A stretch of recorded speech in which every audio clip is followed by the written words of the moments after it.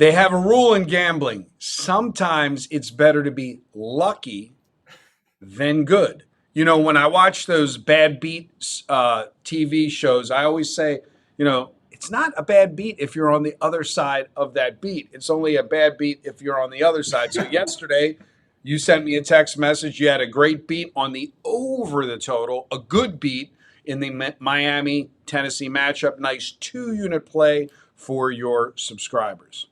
Yeah, I mean, it was one of those. Look, I'll take it. I mean, we have a lot of games, obviously, that are easy winners and blowouts, but I have more fun with the nail biters like that. When it goes down to the wire and you get a little lucky, that to me is what's exciting. Rather than a 34-3 blowout. So So I've never asked you this question. Everybody knows on the East Coast, everybody knows my thing, which is I'm not a game watcher. That might also be being brought up on the East Coast, having, things to do later in the evening. I don't actually watch games. The first football game I actually watched this season was the game that I attended on Sunday night. Are you an avid, watch every game all day in the NFL on Sunday, or are you kind of schedule permitting?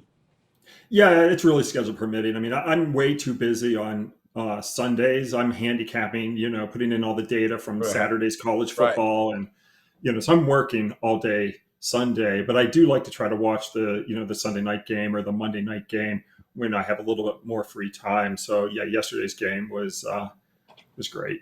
Now, are you, I know you will travel to Spurs games. Are you a big football attendee, i.e. the Rams, or will you not go to games? No, I don't really go to games. I'll attend a University of Michigan game every once in a while. I went to the Ohio State game last year, and I went to the Alabama game. But as far as I'm not a fanatic Michigan fan, Right. but I am a fanatic Spurs fan. Like you like your Baltimore teams, and Right. so I'll go down to San Antonio.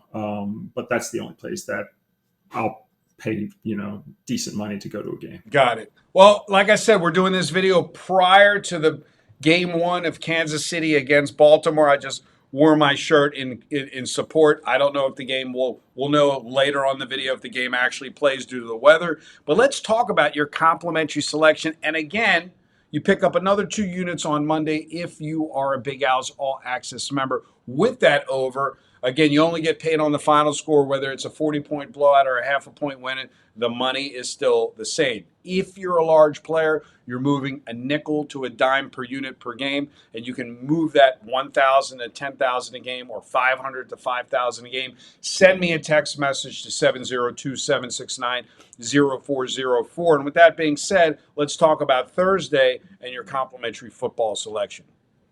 Yeah, we're going to look to stay red hot, by the way, Eric. In college football now, we're 16-1 our last 17. Overall, college and NFL and NCAA football combined, 28-8 our last 36. And we're ranked number one in NFL and college football by Sports Watch Monitor. So if folks do want to join, just text Big Al to 702-769-0404. The game we're going to look at here, we're going to look at the matchup between Sam Houston State and Texas El Paso. Now, the Bearcats have been installed as a 10.5-point road favorite on Thursday night. The game's being played in El Paso. Last season, the game was at Huntsville, and the Bearcats lost to the Miners 37-34, but revenge-minded favorites of more than 7 points. They're now 75-42 ATS, their last 117 when playing away from home. So that bodes well for the Bearcats here. Additionally, the Miners have not played well in El Paso, going 13-23 ATS their last 36 home games. Meanwhile, Sam Houston 7-3 ATS their last 10 away from home. So we're going to lay the 10.5 on Thursday, Eric. All right, guys, lay the 10.5. And again, we'll be back with another report. Good day and good luck.